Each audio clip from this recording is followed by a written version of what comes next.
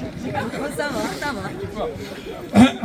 Bon alors, intervention au nom de la France Insoumise.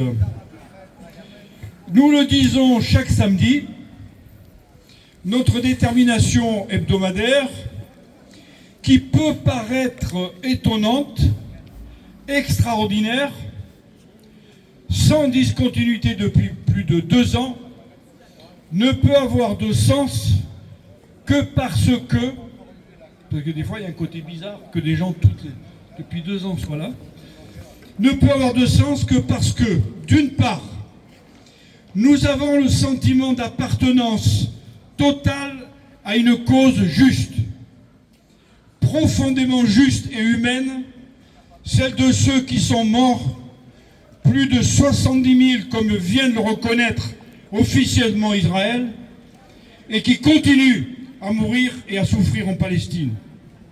Et que d'autre part, nous savons que notre action ici à Toulon, si minime soit-elle, s'inscrit dans un vaste mouvement international, plus vaste, et qui lui aussi ne veut pas s'arrêter, et même se renforce sans cesse, mois après mois, sur le plan international.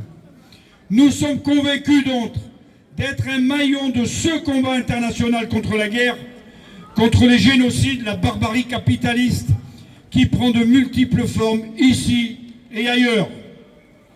Par exemple ici, dans le Var, une mobilisation est en cours, en ce moment même, dans un collège de Saint-Maximin, pour annuler une visioconférence avec Israël que voudrait mettre en place la direction de cet établissement avec un franco-israélien fabricant de drones pour la guerre. Eh ouais, ça se passe dans le cadre des fameuses classes défense que multiplie le gouvernement pour acculturer, comme ils disent, la jeunesse à la guerre. Ils sont en train de faire ça. Mais les syndicats FO CGT en exigent l'annulation. Et pour cela, sont en train de discuter d'un blocage du collège si nécessaire. D'autres classes défense en place dans l'établissement scolaire du Var, à Georges Sand, à Puget. Là aussi, une action est menée contre cet endoctrinement de la jeunesse pour la guerre. Ici, ça se passe comme ça. Et aux USA, un autre exemple, la mobilisation contre la police fasciste de Trump et ses rafles contre les émigrés prend de plus en plus d'ampleur. Vous l'avez vu à la télé, ils n'ont pas pu cacher ça. Dans toutes les villes, pas seulement à Minneapolis.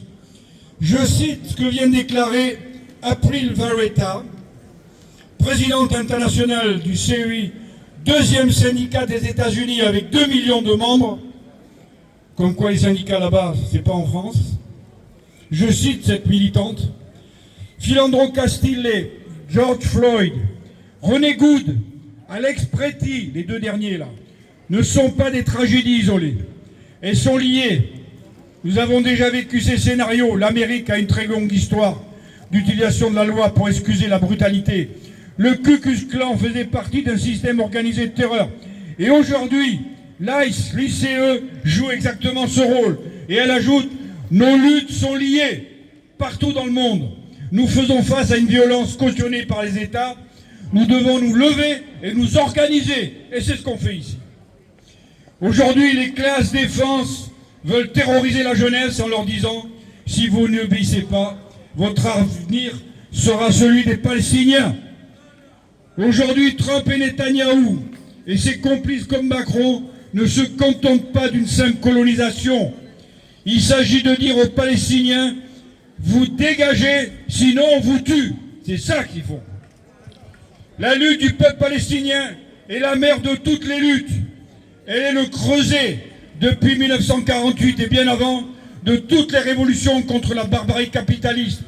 En poursuivant sans relâche nos mobilisations du samedi, nous nous inscrivons dans ce combat historique du peuple palestinien, dont l'objectif est clair, retourner sur nos terres, dans nos maisons, pour la réappropriation de toute la Palestine historique, de la Cisjordanie à la mer. La France insoumise, vous le savez, est accusée, attaquée, calomniée pour son soutien au peuple palestinien. Mais nous ne lâcherons pas ce combat. Car oui, il faut s'organiser.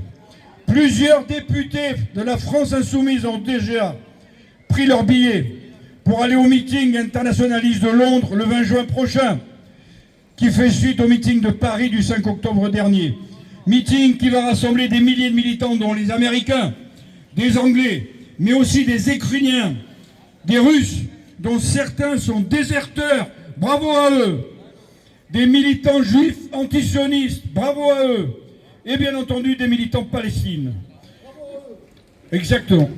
Une délégation varoise y sera, soutenez-la financièrement, notamment en achetant des œuvres réalisées par Amani Rizzetto, qu'elle exposera mercredi prochain dans une salle de la Bourse du Travail de Toulon, avec l'Union locale CGT à partir de 15h. Vive la Palestine libre! Merci.